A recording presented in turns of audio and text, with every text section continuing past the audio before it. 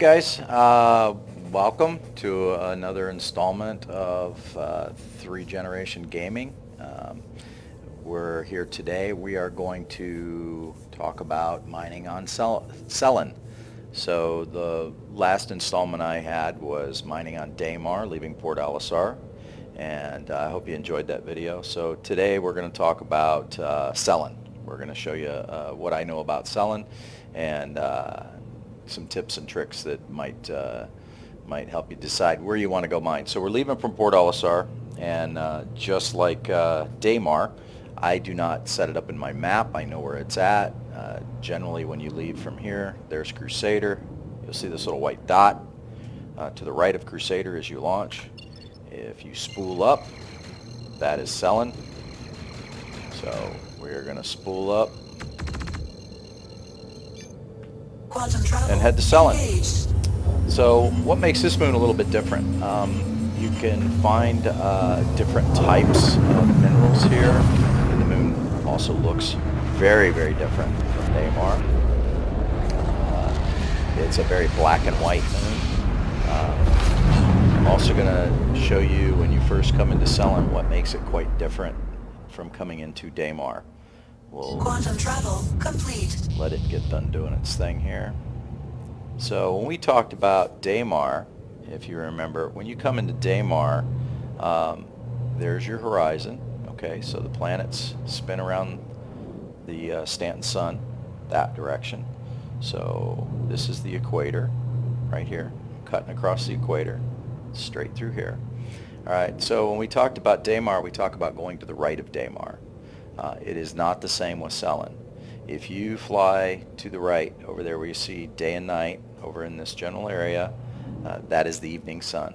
Okay, so you're going to get down there, you're going to mine for 20 minutes and have to turn on your floodlights. So with Selin, what you have to do is you're going to have to quantum once or twice to the left.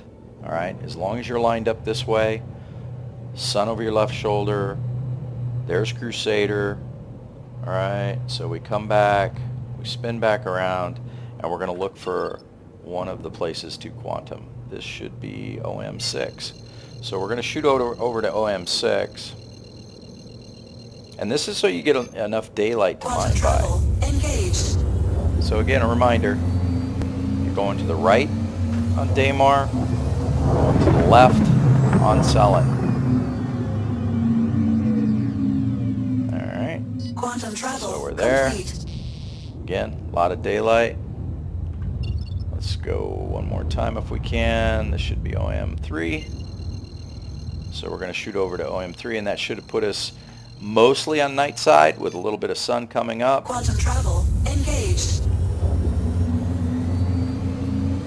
Now the good thing about this is if you spend some time down here, and as the moon rotates, you're going to end up on the day side. We just came from the day side. Quantum travel Thinking, complete. why is that important? Well, it's important because when you take off, if you spend some time down here, you are actually going to end up facing Port Alisar. All right, so this is Morningside right here, guys.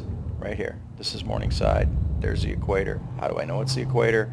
Because if the sun is over my right shoulder or behind me, right there, spins around, I'm cutting the equator. So this is the equator. I want a little time, so we're going to head in. So, real quick, let's talk about coming into Selin as opposed to a moon like Daymar. Daymar has an atmosphere. You know, when you come through, you see your ship, you see the atmospherics as you re-enter the atmosphere of Daymar, come through re-entry. There is no atmosphere here. So if you're going to wait for an atmosphere, you're not going to see one. We're going to hit a little afterburn, get up to speed here. I'm going to tell you, be very, very careful coming into Selin. When I first started coming here, first couple of times, I made some bad mistakes, and I left bits and pieces of me all over the face of this moon. Biggest reason being is that the altimeter for this, it may say 9,000 feet, and it's because of the mountains. I don't know if it's a glitch with the game where you're not getting the actual altitude below your ship, or if it's just giving you a general overall altitude. This thing is covered in very, very high mountains and a lot of big peaks and valleys. All I know is that one time I came in, I thought I had 9,000 feet to go, and it turned out I had like 90 feet to go, and I smacked right into the side of the moon. So when you see your altimeter kick in, which you'll see it kick in on the HUD, when you see it kick in, it'll say you're 23,000 feet up. When you get to about 9,000 feet, I would suggest slowing down. Don't just keep going for it, because you're going to end up in bits and pieces everywhere. The other thing that makes this moon, and I'll show you when we get to mining, the other thing that makes this moon unique is a lot of the shadows make it difficult sometimes to see the boulders you're going after, the minerals that you're trying to mine. The rocks, the boulders sometimes do not have the discoloration that makes them stand out on Daymar. Here they can blend in very well. The other thing that makes it difficult too is that it's a very black and white surface. You're going to have to put your flight skills to work here. How you've learned to fly in Star Citizen is going to be put to the test here, because like I said, if you're not paying attention, you'll fly into some of these mountains that are 9,000-10,000 feet high, or there's also some valleys that drop way off. So just be cognizant of that. So we're going to get a little roll here. So we come in flat to the horizon. And again, I'm heading in this direction toward what looks like night. However, that is actually the morning sun. So I'm going to try and get as much sunlight out of my mining experience as I can. All right, so your altimeter kicks off at about 22,000 feet.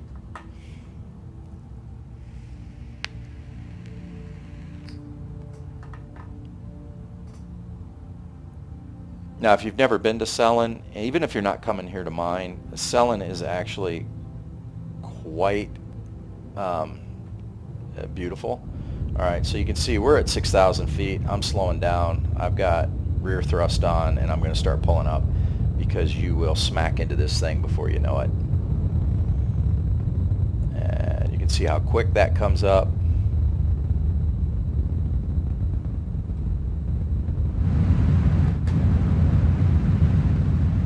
And there we go. You can see how easy it would be to hit this surface. So we're going to slide down. I'll get down here so you guys can get an idea of the horizon. Alright, so quite different from Daymar, right? See all these high mountains. Lots and lots of high mountains. Valleys, drop-offs. You definitely put your flying skills to the test here. A lot of shadows, very black and white, very chalky surface. Can be very deceiving. Your distance to the surface can be very deceiving. But I've flown it several times. It can be very lucrative here. And we'll talk about that. And I'm not going to bore you guys with me flying around. So when we come back, I will find some stuff for us to mineral, and we'll talk about that, or stuff for us to mine. Some minerals for us to mine. All right, guys, I'll see you in a bit. Okay, so here we are on the surface of Selin, and as you can see, it is very, very desolate here. Quite different than Daymar, where Daymar has a lot of flat surfaces. Selin is very gray, black, and white. It has a lot of jagged edges. Your altimeter is not really accurate here, so be really careful here. Pay attention to what you're doing. You can literally fly into the side of a mountain with this, thinking that your distance is quite different. Hopefully in the next flight model, the altimeters are going to be a little bit more accurate. The other thing that's difficult on Selin is actually seeing the difference in the material. As in Daymar, there's a couple up there. As in Daymar, I got one back here behind me. I'm sorry, I lost track. As in Daymar, where you can kind of tell the difference of the colors of the rocks that you're coming at, sometimes these look very similar to each other. They're not always easy to spot. However, you will run into some from time to time that have, let's see if this is one of them. Yes, you can spot our target boulder down there. I'll put my shadow on it. Our target boulder down there is quite different. Quite different. The other thing I've noticed here is that your distance, I don't know, your distance analyzer, whatever you want to call it. I don't even know what they call it, but from a distance, sometimes you can analyze the rocks with your forward-looking radar. Here on Cellin, it's difficult. Even when the rock does that little glitch where it blinks, sometimes it's difficult to see. And the thing about Selin that you're looking for is, and I'm probably going to get lambasted for my pronunciation, is Hefesonite. I think Hefesonite, I think is the one you're looking for. Listen, it starts with an H and it's really, really long and ends in ITE. Let's see, let's get in and take a look at this one. So again, just like I'm not going to talk about mining. I've talked about it in my other video. Mining is mining.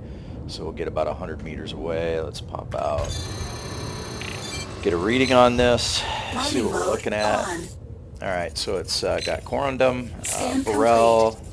beryl, and there it is, Hefesonite, Hefesonite, I guess. And you can see anytime you're looking for these sought-after minerals, look at your instability, 1.78 and 0.66 resistance. So we'll break this rock up.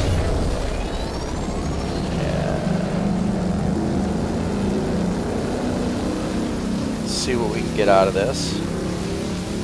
Crank up the old laser. This one's going to be a bit. I might actually have to stray forward a little bit. Get my laser in. Remember, if you stray forward, make sure to strafe back a little bit, otherwise you're going to keep drifting towards it. So let's crank this up. Resistance is pretty strong. Instability, it's going to be hard to keep that laser in that green area, in that sweet spot. Let me roll my shields to the front. Alright, here we go. I can tell by the way that's climbing and bouncing. This is going to be difficult. And there, it starts to climb. Roll back, roll back. You gotta come back, come back, come back. Back. More, even more, even more. See the way that keeps wanting to climb. Once the rock starts to heat, they become even more unstable, so you can see it dropping now, so I've got to bring in some power forward, and there we go. Now the good thing about Selin is because you're working on a lot of slopes and stuff, these rocks have a tendency to break apart fairly easily. So let's strafe up a little bit, get over the top of this, take a look. Alright. Scan initiated. Much easier sometimes here to do this, guys. I know it looks very odd, but sometimes it's the easier way to see what you're looking at. So let's take a look. Scan initiated. Should have waited a second. It may have listed more. Corundum. Let's go back to that first one. Scan complete. So I am going to take this one. Anytime you're getting over 5% of what are the sought-after minerals, I suggest taking it. So we'll grab this. Again, I'm not really here to teach you guys how to mine. I'm just here to give you an overview of each of these moons that you can mine on, give you a little bit of an idea of what you're facing, the fun you can have with it. So, scan complete. Hydrogen fuel at 100%. Scan complete. Not doing anything with you. Or you. Scan complete. Scan initiated. I don't see any more Hefesonite in this rock. Let me make sure. Let me look at this one. There's some right there. Scan complete. There we go. We'll grab you. And boom. Fracturing mode on. We are done. So, okay. Mining mode off. So I'm not going to go through all the motions of taking you guys all the way back.